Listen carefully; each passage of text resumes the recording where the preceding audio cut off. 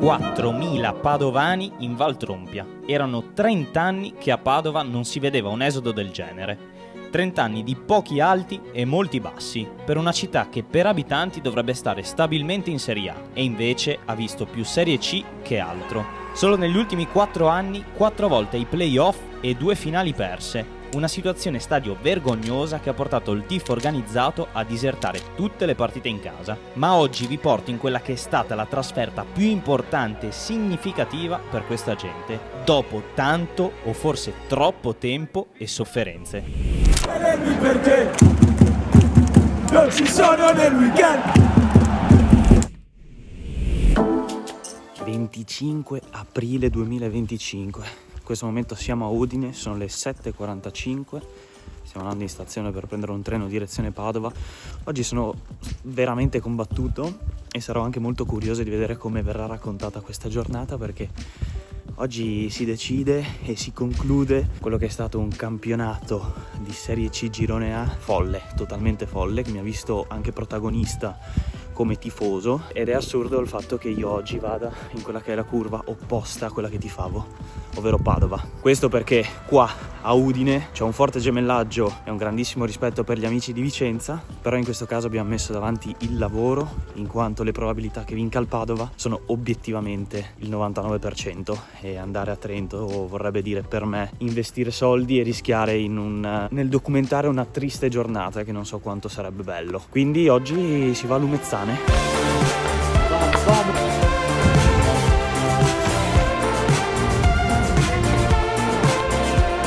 Ore 10:40 siamo arrivati in quel di Padova, Prato della Valle, penso sia la piazza più grande d'Italia, così dicono i padovani. In ogni caso ci avviamo verso Lappiani, perché lì il ritrovo è circa tra 20 minuti, siamo perfettamente in orario per quella che si prospetta una giornata, speriamo, migliore del meteo che ci ha accolto qua a Padova.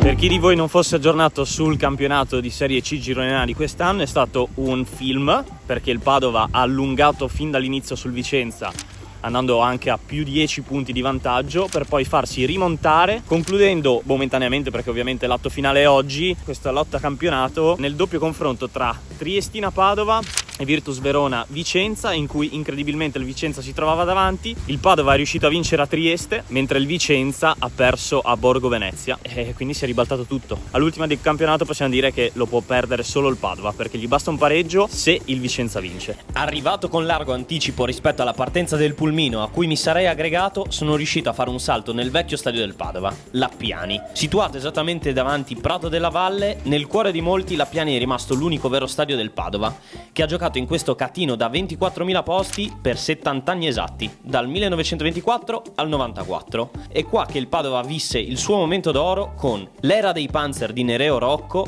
ed è tra queste mura che nel febbraio del 1958 i biancoscudati, secondi a 2 punti dalla Juventus, sfiorano la realizzazione del sogno scudetto. Sogno che si spegne a 12 minuti dalla fine con il pareggio bianconero. Sfuma il sogno scudetto e nel giro di qualche anno anche la Serie A. Lappiani però nei decenni seguenti continua a essere riempito da generazioni di tifosi che si rinnovano continuamente sui gradoni. Gradoni che all'inizio degli anni 80 videro la nascita dei primi gruppi ultras padovani, i Leoni della Nord, e dalla stagione 83-84 gli Hells Angels Ghetto, un gruppo che fece letteralmente la storia del tifo padovano. Ma 31 anni fa le logiche del calcio moderno portarono via il Padova dall'Appiani, che nel marzo del 2023 ha visto anche l'abbattimento dell'iconica tribuna est, una mossa che, sommata alla disastrosa gestione dello stadio Euganeo, non ha certo avvicinato l'amministrazione comunale al popolo biancoscudato. Di fatto gli ultras non vanno alle partite in casa, ma sono in trasferta e si godono i 90 minuti da fuori nella favelas. Forse non l'ho detto, ma a Lumezzane saranno tipo 3.800 padovani. E il sottoscritto, un friulano simpatizzante del Vicenza, pronto a trascorrere le 12 ore successive in un pulmino con un gruppo di amici padovani in Val Trompia, per concludere quella che sembra a tutti gli effetti una barzelletta, la ciliegina sulla torta, la sciappa, tecnicamente della Triestina, anche se con un dettaglio che unisce un po' tutti. Detto questo, inizia ufficialmente il viaggio verso Lumezzane. Un'aggregazione splendida, è stata molto difficoltosa perché i pulmini sono tutti a Roma per la finale del Papa, è bello aggregare in pulmino, io che sia a volte avrò momenti quasi di commozione, sono molto teso, ho una tensione importante. Questa bandiera ha vinto il 21 giugno 2009, eravamo biglietti numero 1, 2 e 3 e niente, ragazzi ho già detto tutto. Farò in modo che la faccia mia non sia più vista. Dovunque andrai perché tu sei il mio grande amore.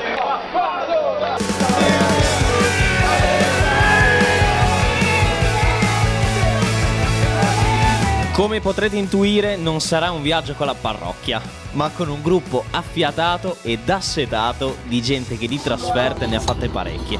E ci sarà da divertirsi.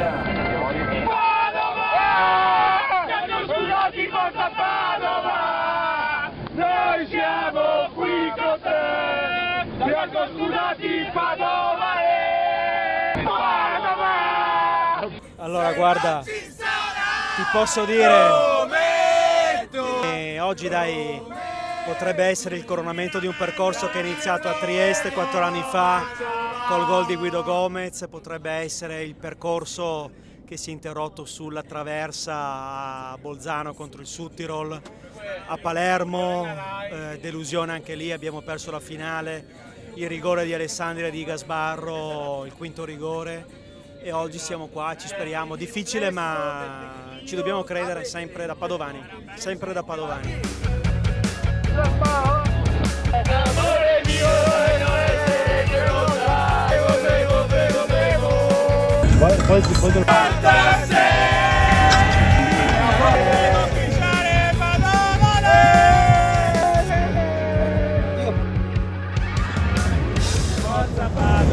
Tappa Piazzola, 10 tifosi del Padova, così a pisciare tutti insieme. 3.000 macchine che passano a suonare, poesia.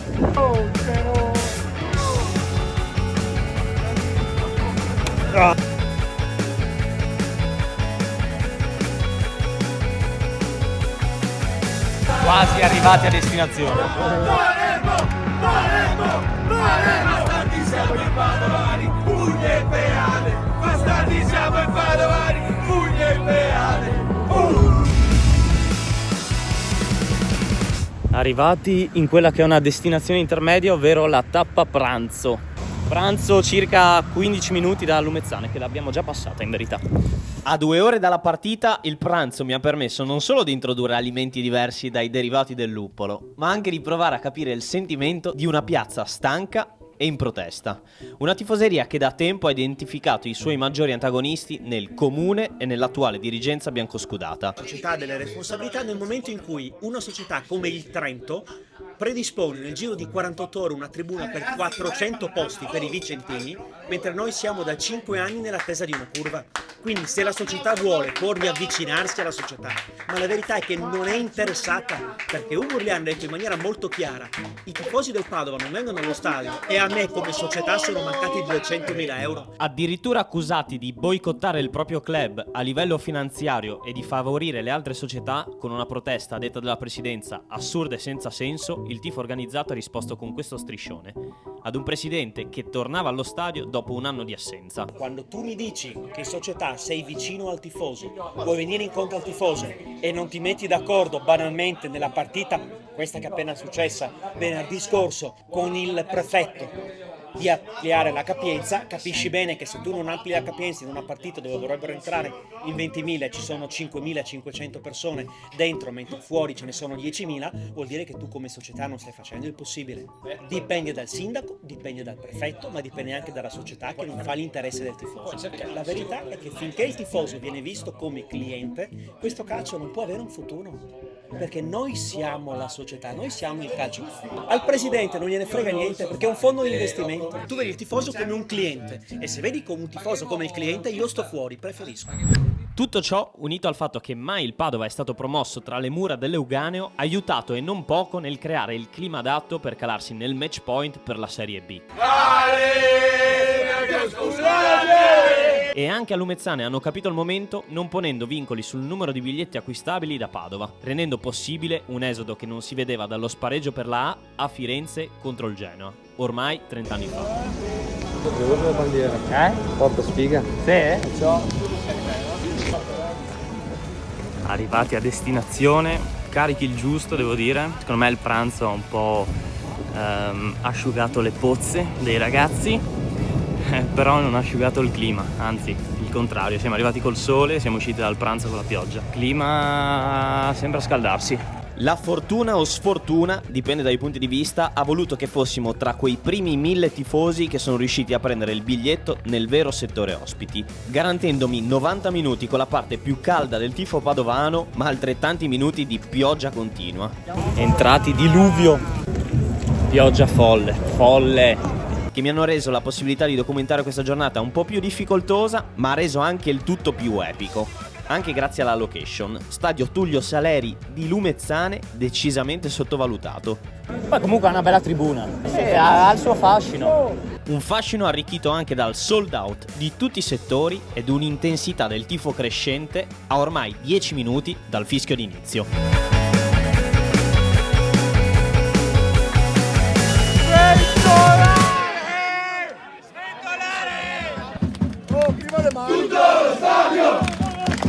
Tutto lo stadio!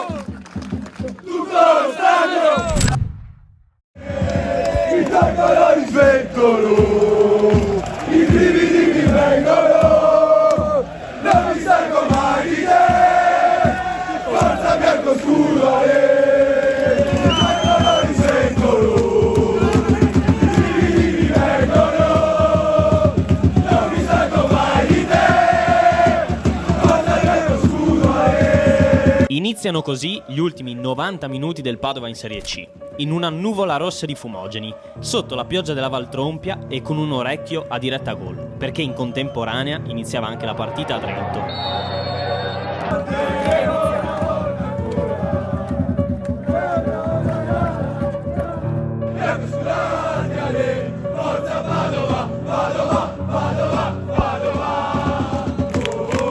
E dopo solo 5 minuti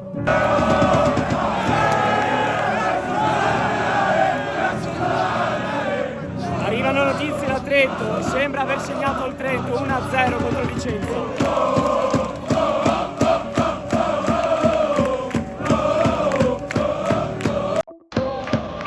Comunque io sto letteralmente rischiando la vita per il content. Aggrappato ad una ringhiera, come il Padova al vantaggio del Trento, i biancoscudati vedono infrangersi sui guantoni del portiere di casa la possibilità di chiudere anticipatamente le sofferenze promozione. Non sarà così, perché passano giusto altri 5 minuti e il discorso si riapre e il Vicenza torna a -1. È il Vicenza che torna a crederci. Le certezze di una Serie B ormai ad un passo vacillano, ma non l'entusiasmo dei ragazzi in curva.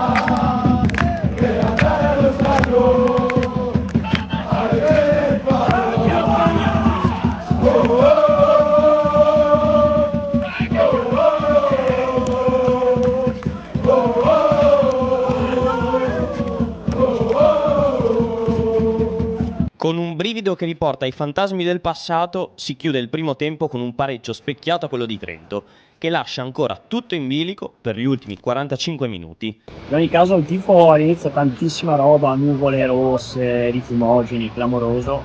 Adesso secondo me si fa sentire la tensione della partita e il tifo sta un po' scendendo. Rischio psicodramma. Ma come in Valtrompia, anche sul Padova e la sua gente non può piovere per sempre. Esce il sole e a Trento il Vicenza rimane in 10. E qualche minuto più tardi va sotto, è l'inizio della festa.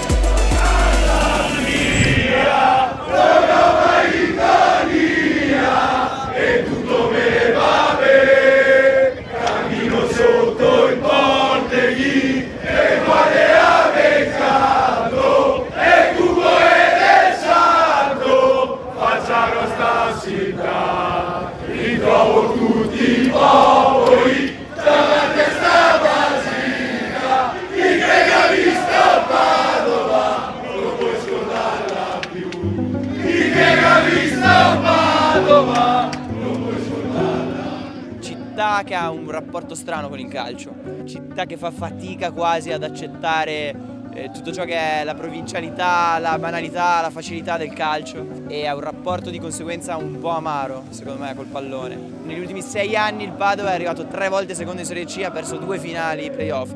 Quest'anno sarebbe stato clamoroso andare in Serie B. Di costo fa tutto da solo e fa tutto alla grande.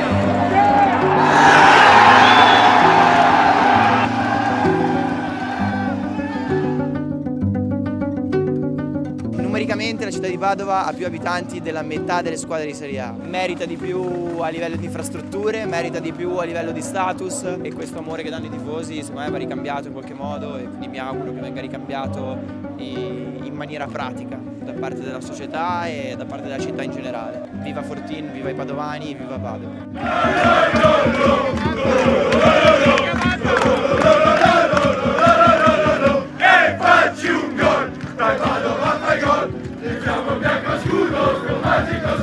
Quello che mi rimane da questa giornata, oltre al ricordo di una compagnia splendida, è una sensazione strana. Sembra che l'appartenenza calcistica a Padova è un dono riposto nei cuori di una frangia calorosa e fiera, ma nel complesso ristretta. Una fede, quella per il biancoscudo, vista quasi con freddezza dal resto della popolazione padovana, specie da quella borghesia cittadina sempre troppo attratta dalle grandi metropoli e dalle strisciate, che non hanno saputo resistere ed aspettare la propria squadra in questi anni bui. Infatti non pochi padovani riconoscono che nella vicina Vicenza c'è molta più compattezza e attaccamento per la squadra locale. Ma li rispetto perché comunque ci credono molto di più di quanto ci crediamo noi. Cioè noi ci deprimiamo sempre, loro ci credono sempre, comunque il Lane, lo tifano in tutta la provincia, poi noi abbiamo Cittadella che comunque è l'altra padovana, Cittadella ha un suo seguito, ma qua in Vicenza il Lane, esiste solo il Lane. Un senso di appartenenza che però anche a Padova esiste e orgogliosamente resiste, e che rinasce nei cuori dei più giovani anche grazie a meravigliose giornate come queste. La canzone che più esprime la fede biancoscudata dice: chi ha visto Padova non può scordarla più. E di sicuro chiunque era a Lumezzane o è passato per Piazza e Prato della Valle la sera del 25 aprile 2025 porterà nel cuore emozioni che mai potrà dimenticare. La verità è che solo chi soffre impara ad amare, e la gioia è bella e solo se è condivisa con tutto questo popolo meraviglioso e con gli amici che ti sostengono in un percorso molto difficile. E arriveranno tempi duri, ma oggi ce la godiamo tutta. Forza Padova!